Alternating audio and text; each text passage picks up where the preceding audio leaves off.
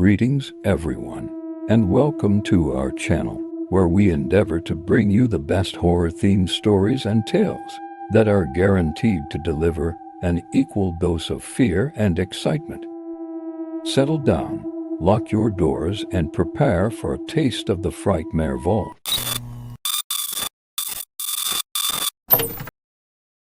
Blood on the Permafrost.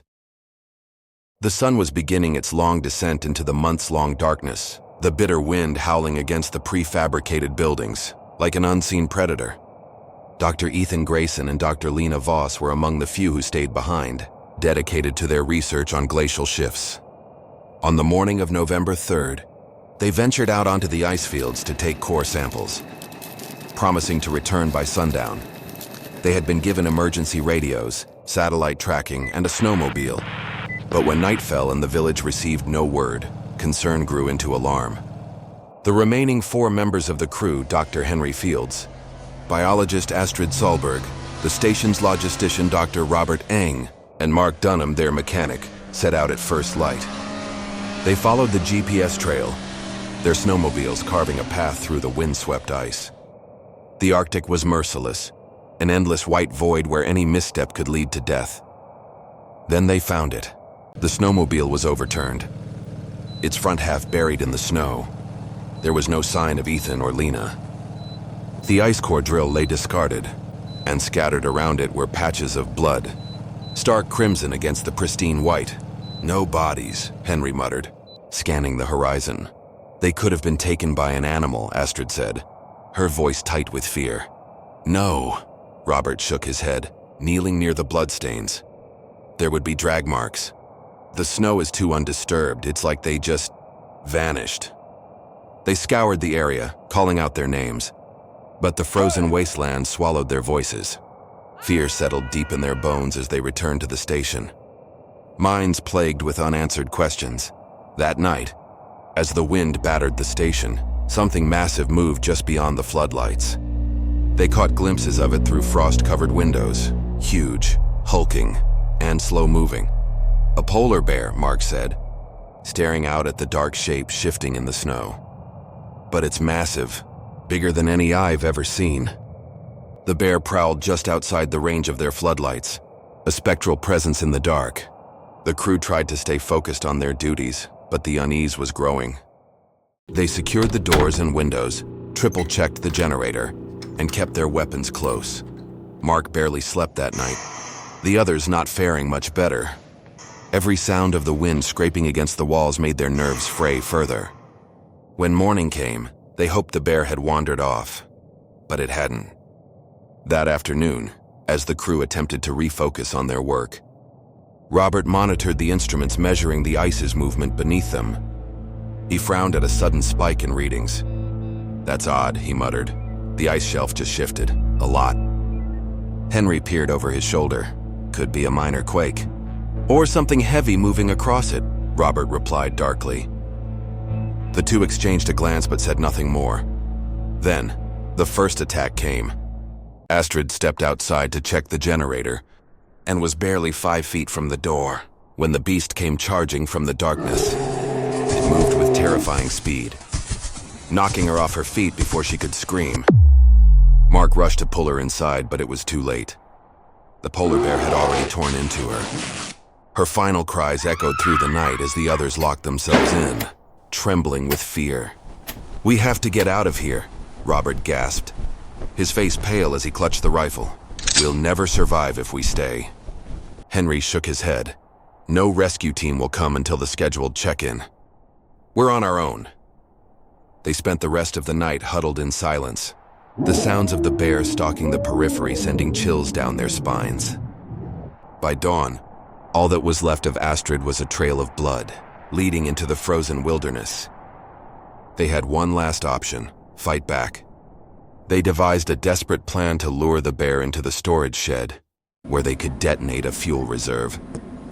Mark and Henry gathered multiple barrels full of gasoline, stacking them inside the shed while Robert rigged a makeshift detonator from their dwindling supplies. Mark fired a shot into the air. The bear responded, stepping out of the darkness, its hulking form making the ground tremble beneath its weight. It moved deliberately. Its black eyes locked onto them as if it understood their plan.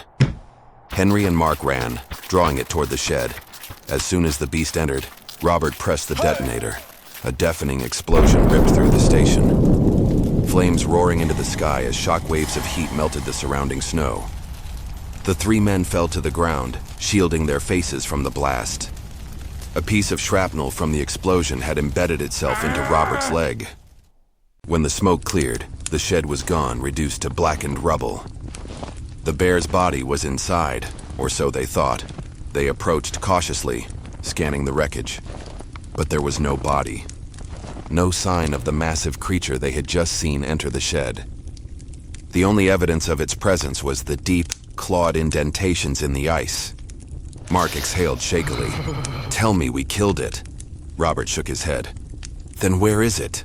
A heavy silence hung between them, broken only by the wind whispering over the tundra. And somewhere, out in the darkness, something moved. The morning after the explosion, an eerie silence settled over Karsuk.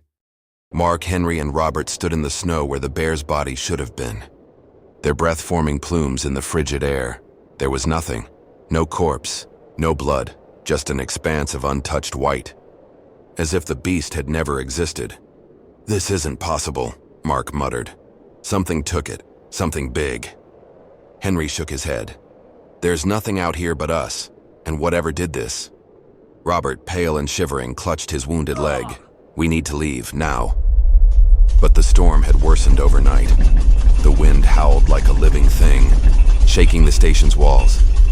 The snowdrifts were growing, swallowing their snowmobiles beneath layers of ice. The last chance for escape was slipping away. Hours passed. Robert drifted in and out of consciousness, whispering feverish words. Sometimes he muttered about seeing something outside. Something beyond the bear. Other times, he simply repeated, "Not just one, not just one." Mark and Henry exchanged nervous glances but said nothing. The watching begins as night fell. They took shifts watching the station's perimeter. The bear was still out there.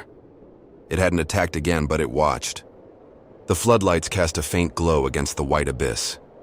But no matter how many times Mark squinted into the darkness, the bear was always at the edge just outside the light.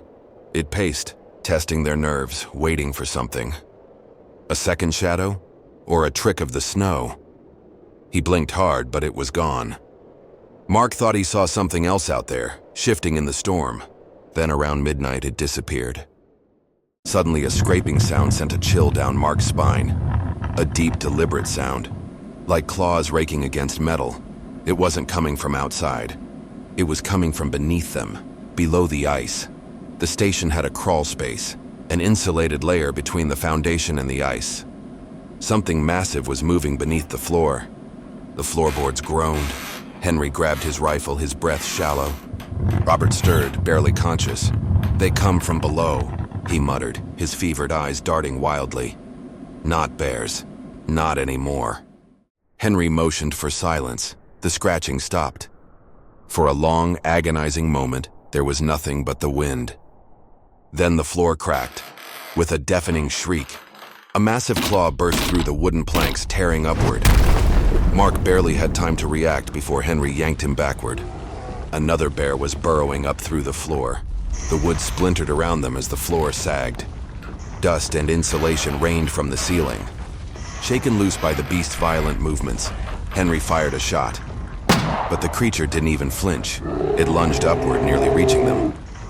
The entire station seemed to shudder beneath its weight. Robert screamed. He tried to move, but he was too weak.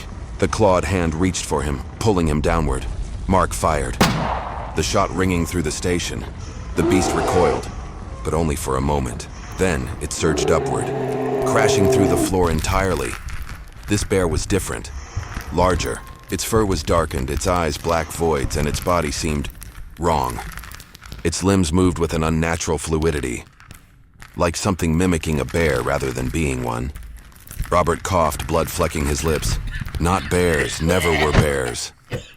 The beast lunged. Mark grabbed Robert's arm, but it was too late. The creature's jaws closed, dragging him below. His scream was cut short. A sickening silence followed. Henry grabbed Mark's shoulder. "We can't stay here." They sprinted toward the storage bay, fumbling with the emergency hatch. The bear lunged after them, its massive body colliding with the walls, knocking over equipment. The ceiling groaned under the strain. "We blow the whole station," Henry gasped. "Like before, but bigger." Mark hesitated. "And what if it's not enough?" Henry's eyes were wide. "Then nothing will be." They grabbed the remaining fuel reserves, smashing open the containers. The acrid scent of gasoline filled the air. Henry rigged the station's heating unit, turning it into an impromptu bomb. The creature roared behind them, forcing its way through the hall. Mark ignited a flare, his fingers trembling. "Go to hell," he whispered, and dropped it. The explosion was instant. Fire engulfed the station, the heat so intense that it seared Mark's eyebrows as he and Henry threw themselves into the snow. The station collapsed inward, the sound of twisting metal and shattering ice echoing into the night. A massive shockwave rolled outward, momentarily clearing the snowstorm. Then, silence. Mark gasped for breath, coughing. Did we do it?" Henry didn't answer. He was staring at the ruins, his face pale. Something was moving in the flames, a figure silhouetted against the inferno. It rose from the wreckage. It wasn't a bear. It was something else. Something standing on two legs, its form shifting, writhing. It turned toward them, and though it had no face, Mark swore it was looking right at him. Henry grabbed his arm. "We have to go. Now." They ran, into the storm, into the dark, away from the thing that had been watching them all along. When the rescue team arrived weeks later, they found only ruins.